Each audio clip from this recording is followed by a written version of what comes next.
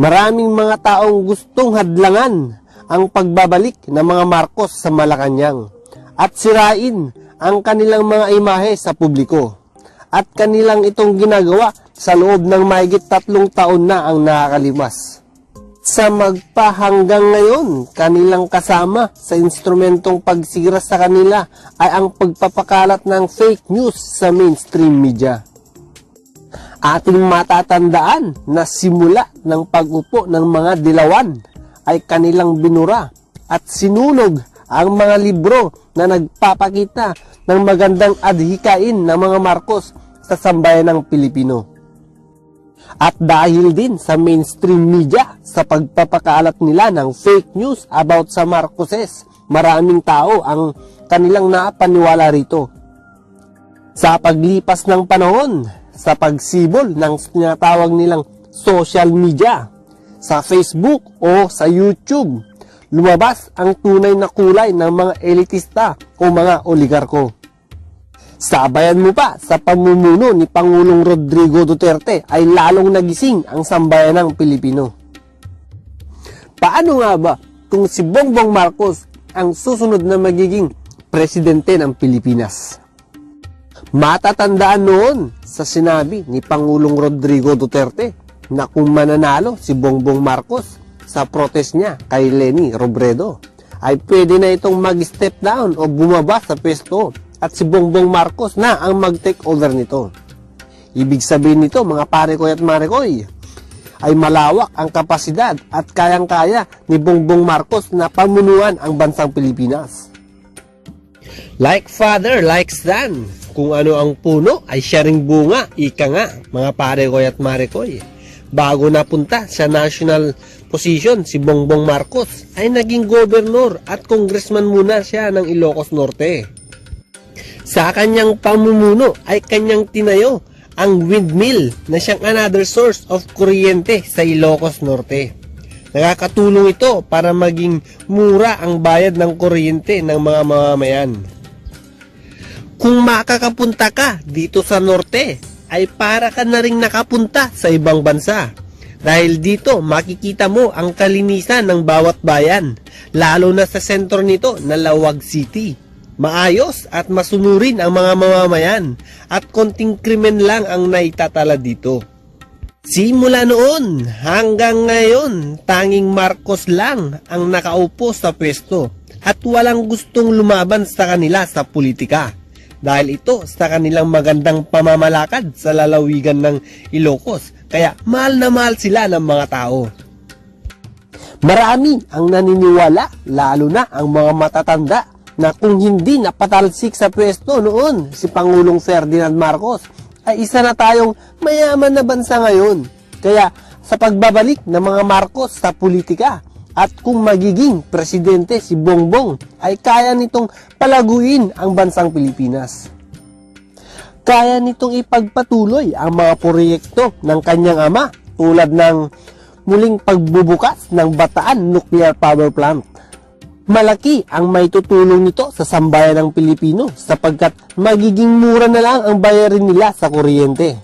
Sigurado namang magagalit at malulugi na naman dito ang mga oligarko dahil sa kanilang paghina ng kanilang mga kumpanya. Dahilan ito upang magsara at ibenta na lamang sa gobyerno.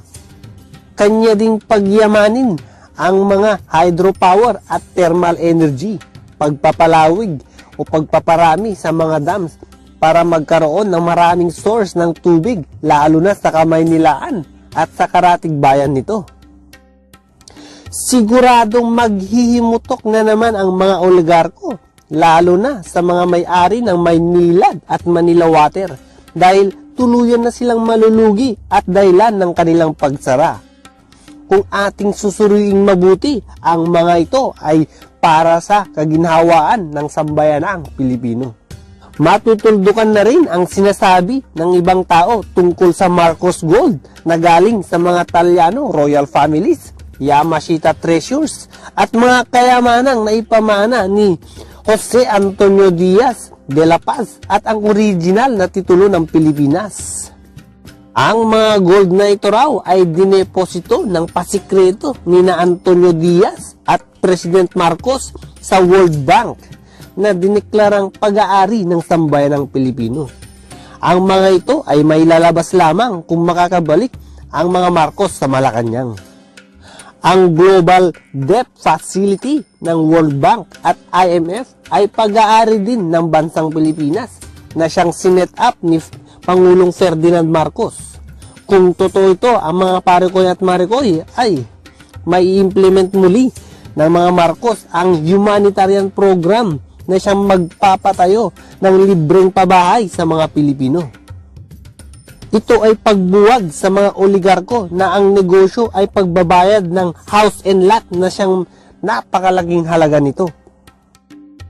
Kung totoo nga na may labas ang Marcos Gold sa World Bank, ay mababayaran na natin ang utang ng Pilipinas.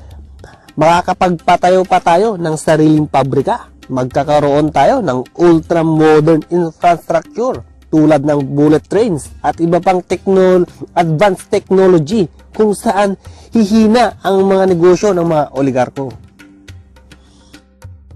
Ipapamigay na din sa mga magsasaka ang mga lupang kanilang sinasaka ng mahabang panahon at bibigyan ng libreng makinarya na gagamitin sa pangsaka. Magkakaroon din ng edukasyon o pag-aaral sa mga farmers kung paano mapagyaman at maparami ang kanilang ani upang sa gayon hindi na tayo aangkat pa ng bigas sa ibang bansa. Lalakas ang piso dahil magiging gold back ang pera natin at hindi na tayo magdedepende sa dollar dahil wala naman itong backup na ginto. Mahihigitan din nito ang value ng US dollar dahil ang piso value nito ay may katumbas na ginto. Kung nagkataon, babagsak lahat ang ekonomiya ng ibang bansa na nakadepende sa dollar at mapipilitan silang makipag-tie up sa Pilipinas. Matutupad na rin ang last will testament ni Pangulong Ferdinand Marcos na wala nang magiging mahirap na Pilipino. Mawawala na ang mga oligarch system ng Pilipinas. Ang mga tao ay pantay-pantay. Wala nang oligarko, wala nang squatter. Ang lahat ay magiging isa ng maharlika sa pamumuhay.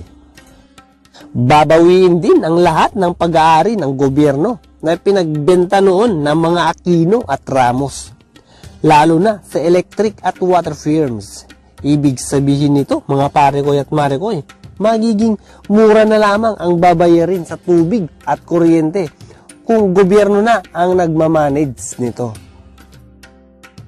Mapapatunayan na sa lahat sa akusasyon sa mga Marcoses sa kanilang ill-gotten wealth na hindi naman ito totoo.